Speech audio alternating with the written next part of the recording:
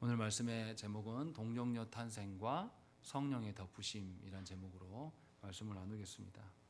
우리는 사도신경을 읽어가고 있습니다.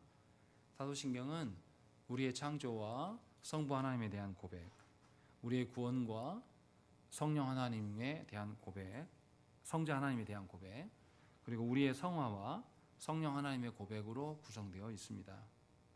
성부 하나님이 우리 아버지로서 창조만이 아니라 창조된 세계를 친히 다스리고 보존하십니다. 그래서 우리는 성부 하나님을 우리의 아버지로서 전능하시다 라고 고백하고 믿습니다.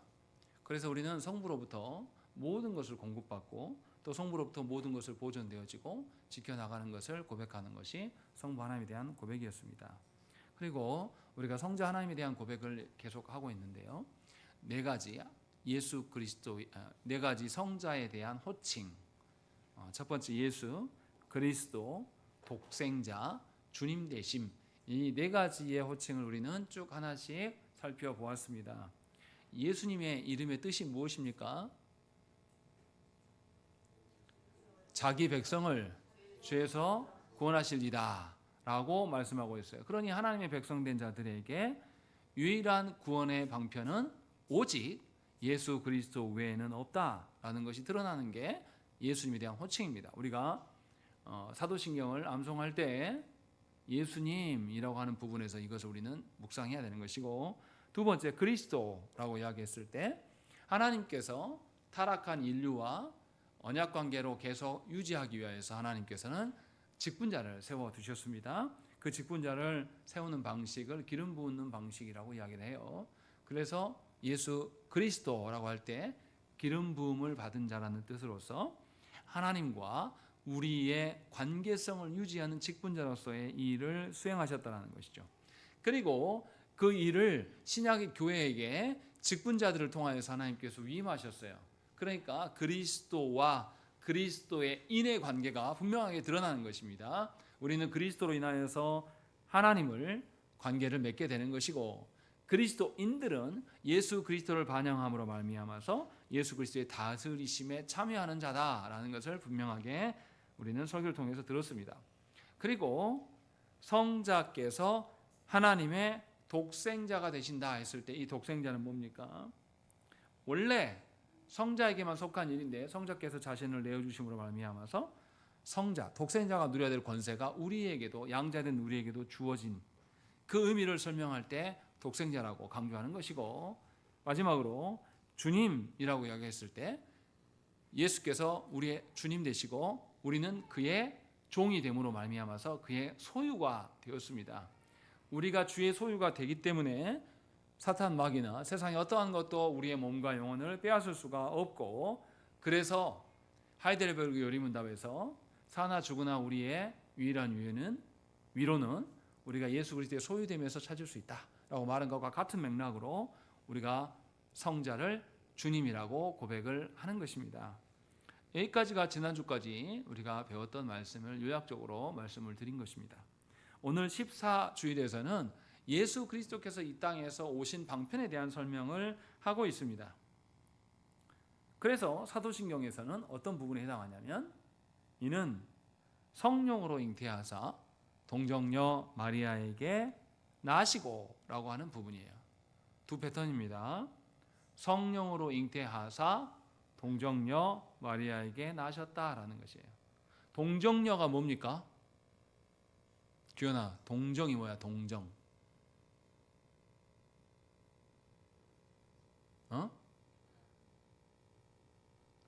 규현아, 동정이 뭐야?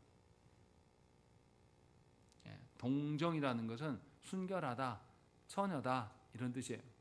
그러니까 예수께서 오셨는데 동정녀의 몸을 통해서 오셨다, 처녀의 몸을 통해서 오셨다라는 것, 이게 이제 오늘 설교의 중요한 주제이고, 한 포인트는 성령으로 잉태하셨다라는 이 두 가지를 설명을 하려고 합니다. 근데 이제 우리가 먼저 동정녀에 대한 것에 대해서 생각을 해봐야 돼요. 왜 예수께서 처녀의 몸을 통해서 오셔야 됩니까?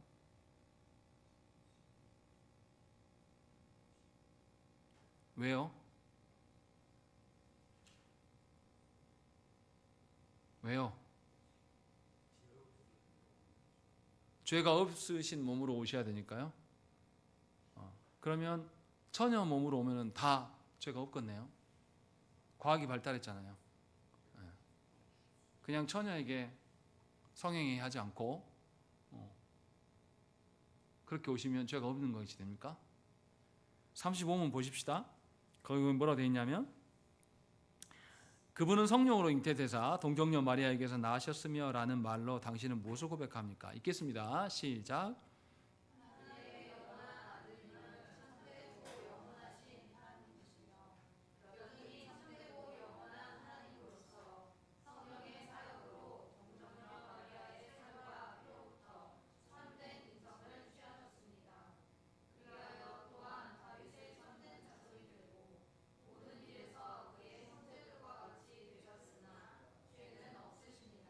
거기 봐보세요. 동정녀 마리아의 살과 피로부터 참된 인생을 취하셨습니다. 그 앞에 뭐가 있습니까? 성령의 사역으로 라고 되어 있어요. 예수께서 동정녀 마리아로부터 인생을 취하셨다라는 거, 그 이야기를 하고 있는데 예수님이 죄가 없으신 것은 뭐 때문이라는 거예요? 성령의 사역이지 동정녀 때문이 아니에요. 근데 왜 동정녀를 강조하냐 이 말이죠. 이것을 우리는 생각을 해봐야 됩니다. 교회 안에서 많은 사람들이 동정녀 탄생의 의미를 잘 몰라요. 이상한 방식으로 생각을 합니다. 마리아가 남자를 알지 못하는 처녀일 때만 예수께서 죄가 없다고 생각하는 분들이 교회 안에 참 많아요. 그러나 하이델베르 교리문답은 성령의 사역 때문에 그런 거다라고 말씀하고 있어요. 또 동정녀 탄생에 대해서 오해하는 건 뭐냐면 마리아가 동정녀여야지만 성령께서 남편처럼 행동할 수 있는 것이다 라고 생각하는 분들도 있습니다. 그런데 이것도 옳지 않아요. 성령께서 오셔서 예수님을 이 마리아의 자궁에 잉태케 하셨다는 것은 마리아의 난자를 사용하셨다는 뜻입니까? 그러면 생육하는 방식의 절반을 가져온 거예요. 그러니까 이것도 아닌 것이죠. 또 예수께서 이 땅에 오시면 뭔가 특별해진다고 생각하는 분들이 있어요. 기이한 방식으로 오셔야 하지만 뭔가 독특해진다라는 생각들. 예를 들면 이런 거죠. 우리나라에 있는 것처럼. 우리나라 조상은 누굽니까? 당군이잖아요. 당군. 당군 어떻게 존재하는 사람이에요? 국사 시간에 공부를 제대로 첫 시간부터 열심히 안 하셨구만요. 당군은 어떻게 하고 나왔습니까? 환웅이 내려와가지고 호랑이하고 곰하고 쑥과 마늘 먹으라 했잖아요. 근데 호랑이는 못 견디고 나가버리고 곰은 어떻게 해요? 먹고 사람이 돼요. 웅녀가 된단 말이죠. 그래가지고 둘이 결혼해서 난 아들이 당군이에요. 우리 조상은 뭡니까? 곰새끼입니다. 이런 식으로 특별하게 생각해요. 또 누구 있습니까? 우리 조상 중에서 우리 역사 속에서 특별한 방식으로 이 땅에 온 사람, 태어난 사람. 박역거세. 박역거세는 사람 새끼가 아니에요. 알에서 태어납니다. 왜 이런 것들을 사용합니까? 난 니네랑 달라. 나 특별해. 라고 말하고 싶은 거예요. 그래서 예수님께서 이 땅에 오신 것도 그런 거 아닙니까? 라고 생각하는 분들이 있어요. 어떻게 처녀가 아기를 낳아? 근데 그 방식으로 독특하게 왔어. 그래서 독특함을 강조하려고 하는 거예요. 근데 이런 방식은 다 성경적이지 않습니다. 이것은 전부 다 이방의 방식들, 세상의 종교성에 근거하여서 우리의 신앙을 오염시키는 겁니다. 또 고린도 교회는 어떻게 생각했냐면 남자와 여자가 성행위 하는 것이 더럽다고 생각을 한 겁니다. 우리 현이가 사춘기가 왔어요. 가지고 아내랑 저랑 안아준다든지 뽀뽀한다든지 지 앞에서 하면 어떻게 반응할 것 같습니까? 아름다워. 내가 저 사랑 속에 태어났구나. 이런 태도 없어요. 소리를 소리 지르면서 더럽다고 막 이렇게 한단 말이죠. 아직은 잘 모르는 거예요. 고린도 교회 성도들도 똑같이 생각했습니다. 남자와 여자의 성행위는 추접스러운 것이다. 그래서 교회에서 뭐까지 있었냐면 성행위를 금지시키는 것은 물론이거니와 결혼한 사람들한테 뭐라고요? 이혼해라. 혼자 살아야지 순결한 거야. 라고 하면서 고린도 교회가 종용하기 시작했어요. 출발은 뭐냐면 남녀 간의 성행위를 더럽게 보기 때문에. 예수님의 동정녀 탄생도 그렇게 생각하는 분들이 교회 안에 참 많아요. 하나님께서 우리에게 성을 주신 것은 성행위가 더럽기 때문에 주신 겁니까? 성행위가 그것과 아무 상관한 게 없기 때문에 주신 겁니까? 상관없는 거예요. 하나님 우리에게 남자와 여자를 주신 건 언제 주신 겁니까? 타락 이전입니까? 타락 이후입니까? 타락 이전이에요. 하나님 원래 창조 계획 속에 있었던 겁니다. 그렇지만 이게 더러워지는 건 뭐 때문입니까? 하나님의 허락하신 질서 안에서 벗어났을 때 더러워진 겁니다. 남녀 간의 성령이 부부 간에는 아름다운 거예요. 그런데 결혼제도 바깥을 넘어가면 어떻습니까? 우리도 그건 더럽게 생각하잖아요. 그러니까 동정녀 탄생을 바라보면서 남녀 간의 성행위를 부정한 것으로 이렇게 보는 것은 성경을 제대로 이해하지 못하는 자들의 특징입니다. 부부 간에는 서로 사랑하고 하나님 주신 그 영역 안에서 성행위를 해야 돼요. 그게 아름다운 겁니다. 그렇게 하나님께 주신 것이에요. 근데 이게 기독교적인 정신인지 아니면 종교적인 생각인 건지 우리가 구분하지 못하는 것들이 생겨납니다. 그것 중에 하나가 뭐냐면 동정녀 탄생이에요. 성경에서 말씀하신 것으로 바라보지 않고 동정녀 탄생을 우리가 아는 종교성으로 바라보기 때문에 이상한 해석들이 막 계속 나오는 겁니다. 그것을 사용해 먹는 게 누구냐면 통일교나 신천지입니다. 통일교회들이 뭐에 무슨 교리하죠? 피가름 교리하는 거예요. 니네 남편하고 하는 것은 타락한 거고 누구랑 해야 된다? 교주인 나 문선명이하고 해야 돼. 이렇게 방식을 쓰는. 이거 뭐냐면 성행위가 부적절하다고 보는 거죠. 이런 식으로 동정녀 탄생을 이해하기 시작하면은 이미 기독교가 아닙니다. 근데 우리는 그렇게 많이 생각을 하고 있어요. 그러면 동정녀 탄생이 필요한 이유가 뭐냐라는 거죠. 그거를 우리가 생각을 해봐야 돼요. 왜 하나님께서 이렇게 하셨을까라는 것이죠. 우리가 아까 읽었던 35문에서는 분명하게 동정녀 마리아로부터 살과 피를 취하셨다, 인성을 취하셨다라고 분명하게 밝힙니다. 그런데 예수님의 죄 없으심은 성령의 역사로 죄가 없으신 것이지 동정녀이기 때문에 죄가 없으신 것은 절대 아니에요. 생각해 보십시오. 예수님은 인성과 신성을 가지신 분인데 예수님의 신성은 죄가 있습니까? 없습니까? 당연히 없으시죠. 그러나 예수께서 육을 취하는 순간에 우리 사람처럼 온전한 사람으로 취하면 우리에게처럼 죄가 있을까요? 없을까요? 있습니다. 그런데 이 죄를 제거하실 수 있는 분이 누구입니까? 하나님이죠. 하나님 외에는 죄를 제거할 수 있는 방편이 없습니다. 그래서 동정녀 마리아에게서 예수께서 태어나셨음에도 불구하고 성령께서 역사하셔서 그 죄를 제거하시기 때문에 죄가 없이 태어나신 겁니다. 그래서 성령의 역사가 중요한 거예요. 하이델베르크 교리문답에서도 뭐냐면 성령의 역사를 강조하는 방식으로 써 있습니다. 동정녀 탄생을 강조하지 않아요. 동정녀 탄생에 대한 해명이 별로 없어요. 이것을 하이델베르크 교리문답에서 이야기를 합니다. 그러면 우리는 동정녀 탄생을 어떻게 이해해야 되냐 이거죠.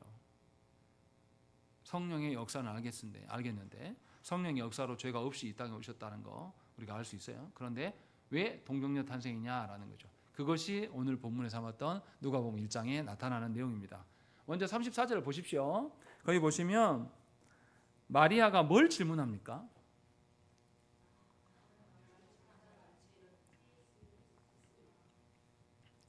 내가 남자를 알지 못한 처녀인데 어떻게 이 일이 뭐예요? 어떻게 내가 애를 출산할 수 있습니까? 라고 질문해요.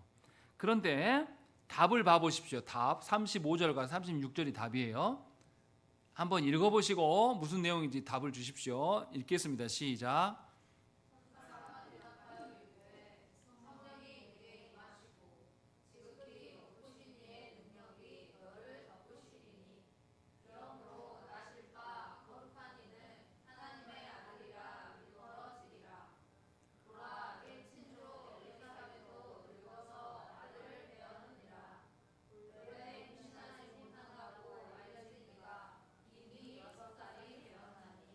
예, 거기서 답을 두 가지로 하십니다.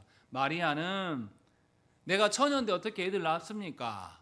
라고 하니까 35절에서 뭐라고 답을 줍니까?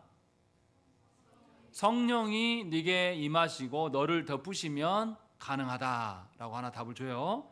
그런데 여기는 이해가 돼요. 내가 처녀인데 어떻게 아기를 낳습니까? 라고 하니까 성령이 너를 덮으시면 가능해. 그리고 36절에서 뭐라고 답을 줍니까? 저 보지 마시고 성경 봐보세요. 36절에 뭐라고 써졌는지.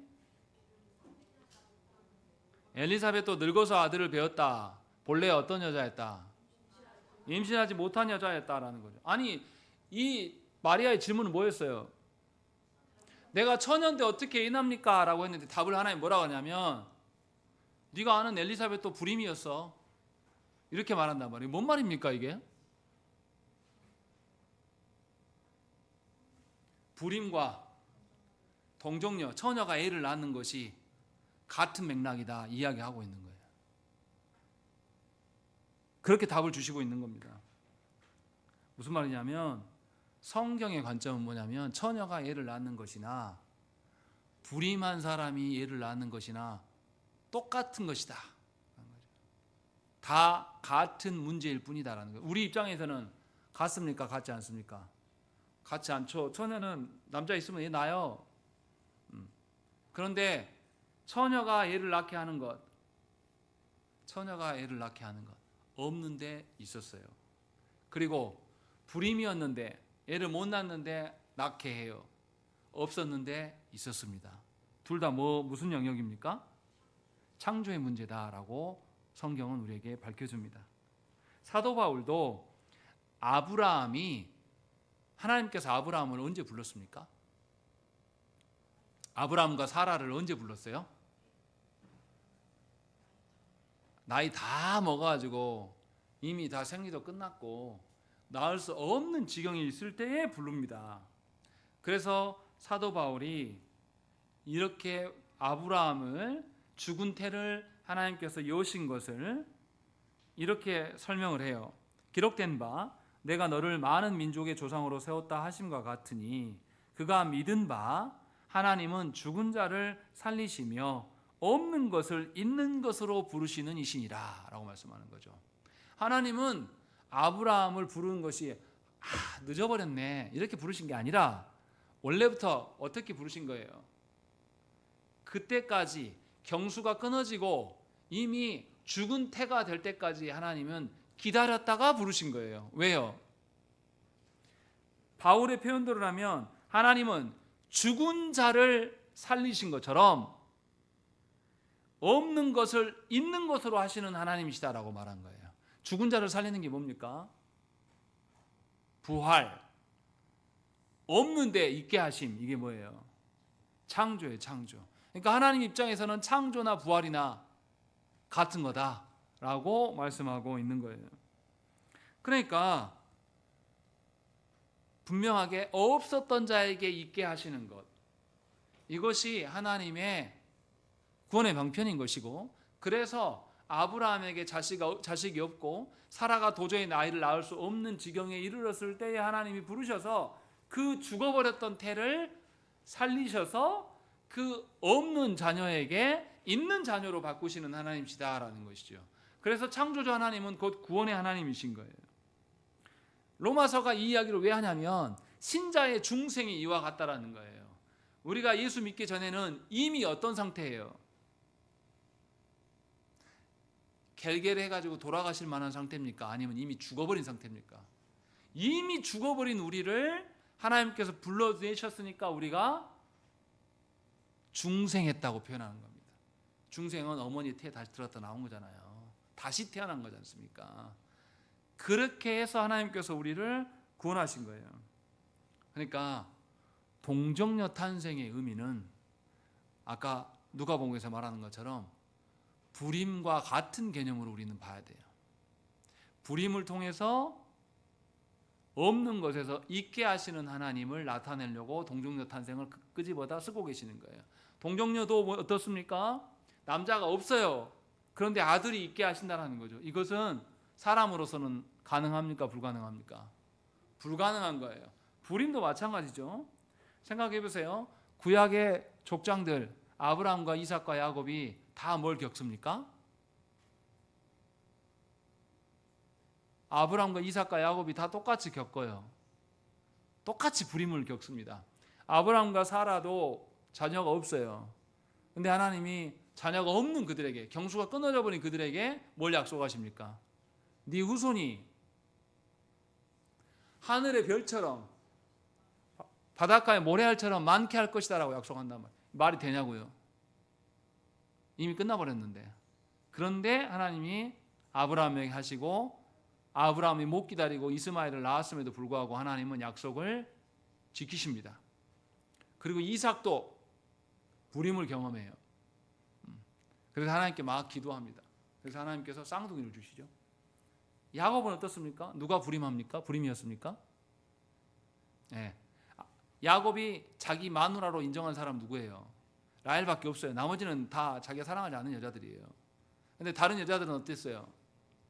자녀를 잘 낳아요. 라헬은 자녀가 없었습니다. 그래가지고 뭐 하죠? 야곱하고 잠자리 하고 싶으니까 뭐 하죠? 합 한 채 주고 남편을 사잖아요. 그런 짓거리까지 해가서라도 자녀를 얻고 싶어서 얼마나 간절했겠습니까? 그러니까 야곱의 입장도 마음이 상해요. 라헬을 보면 불임하고 있으니까. 불임을 하나님 다 경험하게 하신단 말이죠.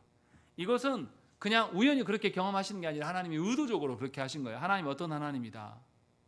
하나님은 없는 것에서 있게 하시는 창조요 부활의 하나님이시다 라는 것을 알려주기 위하여서 일부러 그렇게 보이신 거예요. 다시 말하면 이들에게 살아가는 데서, 인생에서 살아가는 데 있어서 니네 힘으로 잘 먹고 잘 살 수 있다 이 말을 하시는 겁니까? 아니면 오직 누구의 힘으로?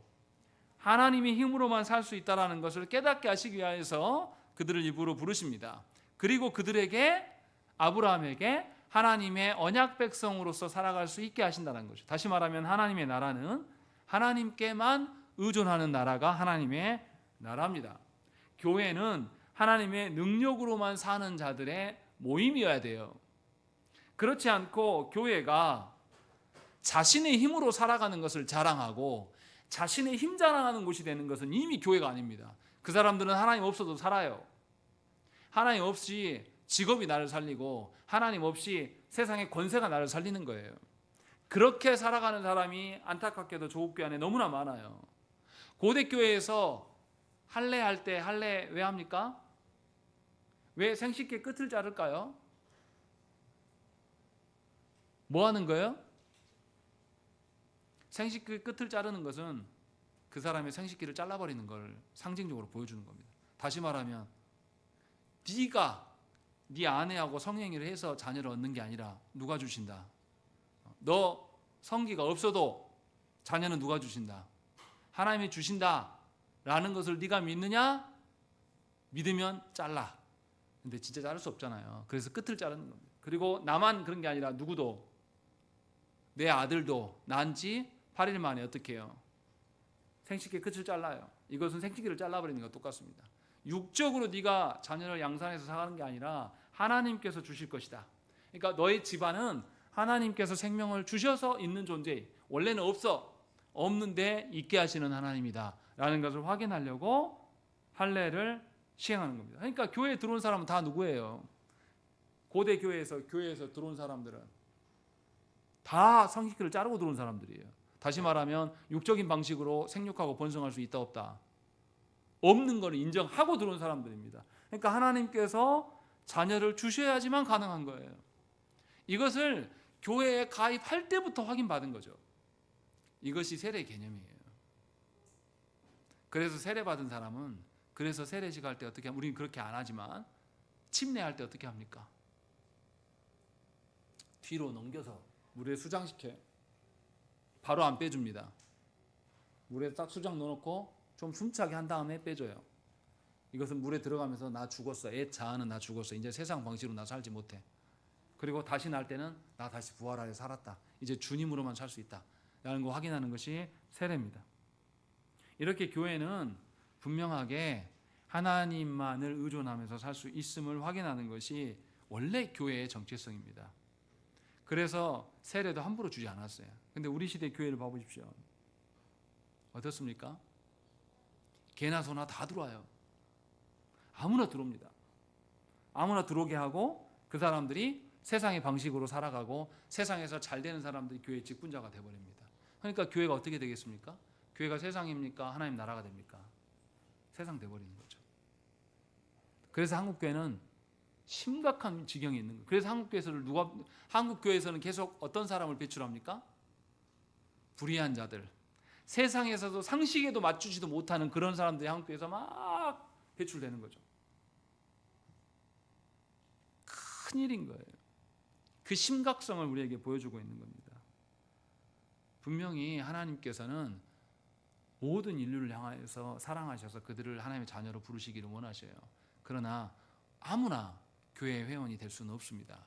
예수 그리스도를 통과한 자들만 회원이 될 수 있다고 성경은 말해요. 그래서 우리는 기억을 해야 됩니다. 동정녀 탄생의 의미는 곧 하나님의 창조를 말하고 있는 거예요. 없는 것에서 있게 하시는 그 하나님이 우리에게 자녀를 주신다라는 거죠. 그리고 동정녀 탄생에 또 다른 의미가 있습니다. 하나님께서 아담과 하와가 타락했을 때 먼저 찾아오셔서 무엇을 약속하십니까? 창세기 3장 15절 말씀에 여자의 후손이 와서 뱀의 머리를 짓밟을 것이다. 그래서 메시아께신 예수께서 누구의 후손으로 오신 거예요? 여자의 후손으로 오신 것을 확증해 주는 사건이 동정녀 탄생의 의미예요. 하나님이 창세기 때 첫사람 아담이 타락하였을 때 약속하신 바가 드디어 누구를 통해서 이루어졌다. 마리아 동정녀 탄생으로 말미암아서 성취되었음을 우리에게 알려주는 것이죠. 다시 말하면 마리아가 특별한 구석이 있습니까? 없습니까? 전혀 없어요. 그걸 말하고자 하는 게 아닙니다. 하나님께서 우리를 어떤 방식으로 구원하시고 이끄시는가를 확인해 주기 위해서 동정녀의 개념을 썼고, 동정녀의 개념은 불임과 관련되어 있음을 우리는 알 수가 있고, 성경에서 불임과 관련된 사건들이 많이 나와요. 대표적인 케이스로 누가 있습니까? 한나예요. 한나가 불임한 여인이었는데 사무엘을 낳아요. 근데 이것은 그 가정의 문제입니까? 아니면 이스라엘 전체의 문제가 됩니까? 이스라엘 전체의 문제를 말하고 있는 겁니다.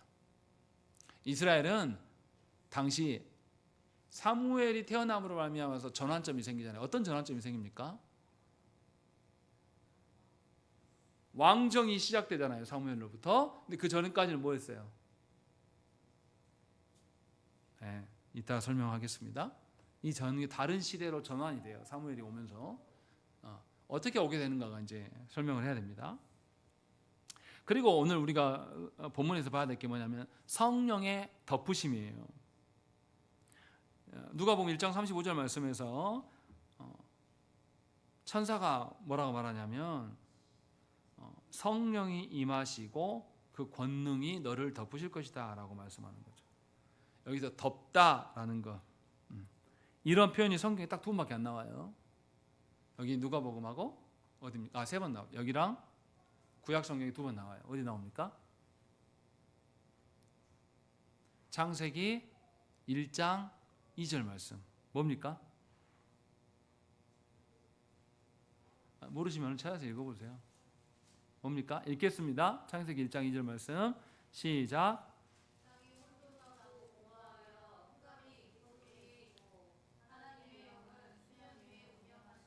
예, 하나님의 영은 수면 위에 운행하신다. 그 운행하심이 똑같은 단어입니다. 라하프 해가지고 똑같은 단어예요.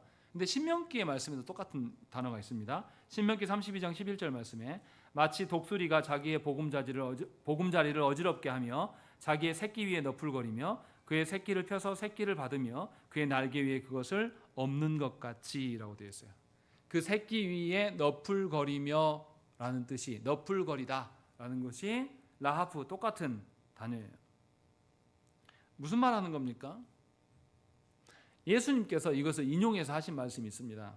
마태복음 23장 37절 말씀에 에루살렘아 에루살렘아 선지자들을 죽이고 네게 파송된 자들을 돌로 치는 자여 암탉이 그 새끼를 날개 아래에 모음같이 내가 네 자녀를 모으려 한 일이 몇 번이더냐 그러나 너희가 원하지 아니하였도다라는 것이죠.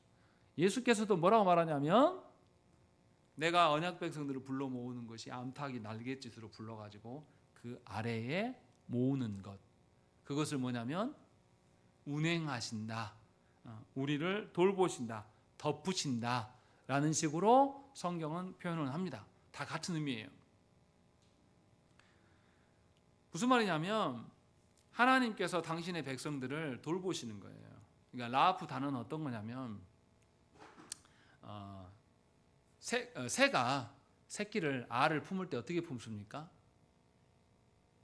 이렇게 날개 아래 이렇게 품으면 보세요. 달걀 알이 이렇게 있어요. 그럼 이렇게 위로 자기 몸으로 딱 이렇게 누르고만 있으면 새끼가 나옵니까? 어떻게 합니까? 다리로 막 굴려요. 왜냐하면 알 전체가 어떻게 해야 돼요? 일정한 온도로 돼야 돼요. 안 그러고 그냥 놔두면 어미가 품지 않는 면은 차가워져서 죽어요. 그러니까 안에다 품어놓고 막 굴린단 말이죠. 이것을 연상해서 하나님이 처음 창조하셨을 때에 하나님이 날개로 지구를, 창세기에 보세요. 하나님께서 태초에 천지를, 여기서 천지는 뭐라고 그랬습니까? 보이지 않는 세계와 보이는 세계 모두를 말하고 있는 겁니다. 그리고 나서 그 다음 장면이 바로 뭐냐면 지구를 설명하는 거예요. 하나님의 창조는 우주 막 화성 어디 뭐 안드로메다 막 이거 설명 안 해줍니다. 그 설명 안 하고 바로 뭐냐면 지구로 바로 와요. 이 장에서. 그래서 지구를 알처럼 생각하고 흑암 중에 그 흑암에 쌓여 있는 지구를 누가 운영하시냐? 나풀거리면서 굴리시냐? 성령님이 그러신다라고 이제 바로 설명을 해요. 이런 것처럼 암탉이 새끼를 불러 모아서 품는 것처럼 내가 예루살렘 너를 내가 몇 번이나 불렀냐 하고 주님도 똑같은 표현을 하신단 말이죠. 여기서 우리는 뭘 생각하냐면 하나님이 세상을 창조하시고 그냥 두는 것이 아니라 그들을 지키고 돌보신다라는 거죠. 그래서 하나님께서 이스라엘 백성들을 광야로 인도해 가실 때 40년 동안 하나님께서 그들을 보호하셔요. 어떻게 보호하십니까? 그들에게 불기둥과 구름기둥으로 그들을 지키시고 돌보십니다. 뜨거운 날, 우리나라 기후는 그렇지 않아서 이게 설명이 좀 그런데 우리나라는 여름이 어떻습니까? 엄청 습해가지고 더워요. 그러니까 외국인들이 와서 보면 기겁을 합니다. 아프리카에 살던 사람들도 우리나라의 더위에 못 견뎌요. 왜 그러냐면 자기들하고 약간 다르거든요. 지중해의 더위는 우리랑 달라요. 습도가 없습니다. 습도가 없으면 어떻게 됩니까? 그늘만 들어가도 엄청 시원해요. 광야가 딱 그런 것입니다. 그런데 하나님께서 이스라엘 백성들 어떻게 하셨다고요? 구름으로 덮으셨다. 그렇게 해서 돌보심을 이스라엘은 압니다.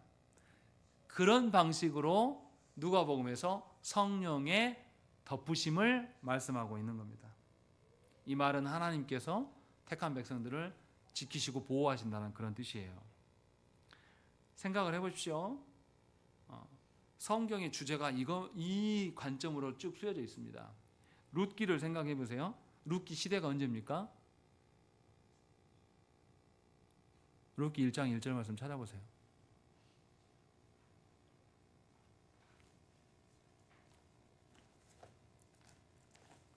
사사기 다음에 룻기잖아요. 그럼 금방 알 수 있죠. 예.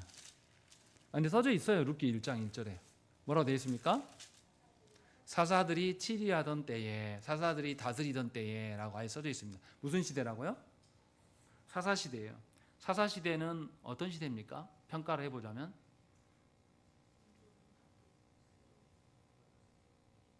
사사시대가 우리가 아는 삼손도 나오고 기돈과 300용사가 나오니까 믿음의 시대였고 하나님을 왕으로 여기는 그런 시대였습니까? 아니요. 지그들 멋대로 사는 시대예요. 그래서 룻기는 사사시대를 해설해 주는 겁니다. 사사시대에 말도 안 되는 일이 일어나잖아요. 레위지파에 레위인에게 뭐가 있습니까? 첩이 있어요. 근데 첩이 있는데 집을 또 나가버려. 그러니까 하나님에 속한 레위인들이 얼마나 타락했는가 보여주는 거죠. 그렇게 말도 안 되는 지경까지 이른 것이 사사시대의 모습입니다. 그래서 영적으로는 죽은 시대라고 이야기해요. 후손이 없는 불임의 시대라고 말하는 것이 사사시대입니다. 그런데 그 사사시대 때 상황이 어떻습니까? 이스라엘 상황이, 나오미 집안의 상황이 어떻습니까? 하나님의 언약의 땅에서 산 것이 아니라 이들이 잘 살아보려고 이방 땅에 가버려요. 이방의 방식으로 살아간단 말이에요. 거기 가서 어떻게 해요? 남편들이 다 죽어요. 남편 없는 과부들만 돌아온단 말이죠. 그래서 그 남편 없는 과부들이 어떻게 아들을 얻습니까? 나오미와 모압 여인과 이 룻과 있었는데 이 여인은 자기 고향으로 가버리고 두 사람만 돌아오고 나오미는 아들을 얻어요. 누구로부터? 룻으로부터 아들을 얻죠. 근데 룻은 누구로부터 얻습니까? 보아스로부터 남편을 얻는 이야기가 이 내용이에요. 그런데 룻기에서 중요한 것은 보아스가 중요한 게 아닙니다. 남편이 죽어버려가지고 없어요. 후손으로 없단 말이죠. 그런데 룻이 아들을 낳아요. 근데 그 아들 이름이 뭡니까? 오벳이고, 오벳이 낳은 그 다음 아들이 누굽니까? 이새고, 이새가 낳은 아들이 누굽니까? 다윗이에요. 이게 중요하다는 거죠. 그러니까 룻기가 지금 말해주고 있는 이야기는 뭐냐면 이스라엘은 영적으로 자녀가 없는 시대에 이미 사사시대를 살고 있는 겁니다. 그런데 자녀 없는 그들에게 고엘 제도를 통해서, 고엘 제도는 뭡니까? 남편 없이, 아들도 없는데 남편 없는 여자에게 동생이나 친족이 들어가서 어떻게 하는 거예요? 아들을 낳아주는 겁니다. 그렇게 해서 동침해서 아들을 낳으면 그 아들은 누구 아들이에요? 죽은 자의 아들이 되는 거죠. 그렇게 해서 아들을 있게 하시는 방식입니다. 다시 말하면 사사시대는 불임한 이스라엘, 영적으로 불임하여서 자녀가 없는 이스라엘을 하나님께서 고엘 제도를 통하여서 이 보아스를 통하여서 자녀가 있게 이어주는 사건을 보여주는 것이 룻기의 말씀입니다. 그러니까 룻기는 보아스처럼 잘 살아가지고 뭐 잘 된다 이 말을 하는 게 아니라 보아스가 누구를 상징합니까? 예수 그리스도를 상징하는 그런 중보자이심을 보여줍니다. 그렇게 해서 불임을 어떤 방식으로 해결하시는지를 보여줘요. 에스더의 주제는 뭡니까? 에스더의 불임절이 나오잖아요. 불임절의 뜻이 뭡니까? 여자의 후손을 없애려고 뱀의 후손이 어떻게 해요?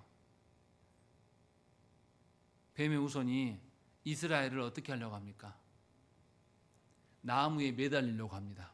장대에 매달려 죽이려고 해요. 그런데 결국 어떻게 된다고요?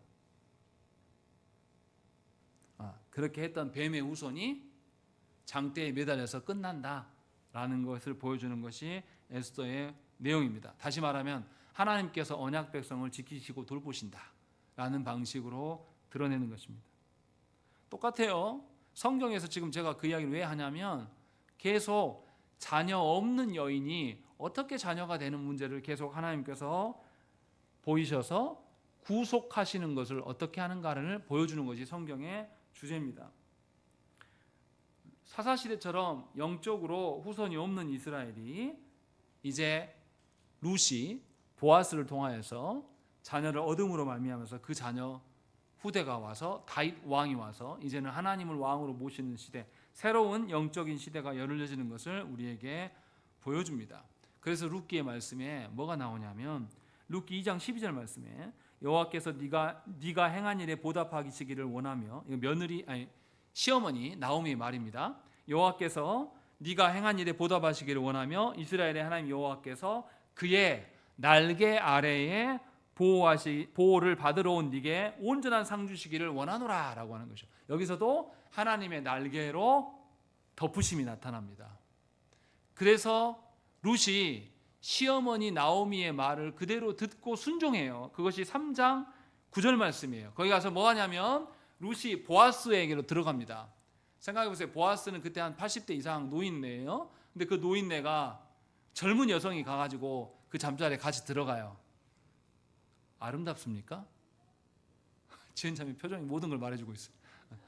30대 여성이 80대 노인네로 이렇게 딱 들어가는 게 지은자매 표정이 이상한 표정. 이거 아름다운 이야기 아니에요. 근데 이 보아스의 말을, 룻의 말이 중요합니다. 룻이 뭐라 그러냐면 이르되 네가 누구냐 하니 대답하되 나는 당신의 여종 룻이오니 당신의 옷자락을 펴 당신의 여종을 덮으소서라고 우리 성경에 써 있어요. 근데 이거 번역이 좀 잘못됐습니다. 나오미가 뭐라 그러냐면 여호와께서 그의 날개 아래에 보호를 받으러 온 줄로 온전히 상 주시기를 원한다라는 거예요. 여호와께서 너를 날개로 덮어줬으면 좋겠다 이렇게 이야기했단 말이에요. 시어머니가 그 말 그대로 한 거예요. 똑같은 단어 써가지고. 룻이 가서 뭐라 그러냐면 당신의 날개를 펴서 당신의 여종을 덮으소서라고 이야기해요. 다시 말하면 이 룻은 보아스로부터 아들을 낳는 것이 하나님의 돌보심으로, 하나님의 덮으심으로 자기가 돌봄을 받는 거라고 생각을 한 겁니다. 그렇게 해서 순종하고 시어머니의 말대로 보아스에게로 들어간 거예요. 이것이 지금 룻기에서 우리에게 말씀해 주는 겁니다. 이것이 성령의 덮으심의 의미라는 거죠. 그래서 잘 생각해야 됩니다.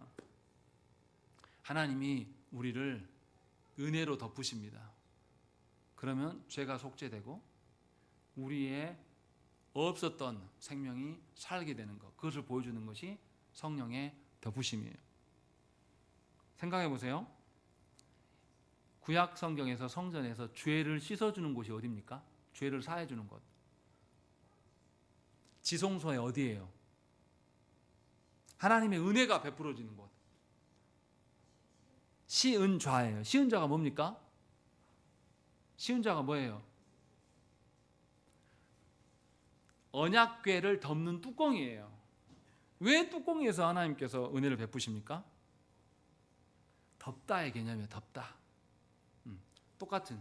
즉 성령의 덮으심, 하나님의 날개로 덮으심, 성령께서 흑암 중에서 운행하심, 다 같은 개념이에요. 다 같은 개념으로 무슨 이야기 하냐면 하나님 코페르, 덮어주심, 그런 의미로 이야기를 하고 있는 겁니다. 그래서 이 단어가 어디서 쓰이냐면 노아가 방주를 지을 때 어떻게 합니까? 나무로만 뚝뚝뚝뚝 지어놓고 말아요. 거기에 뭐라고 합니까?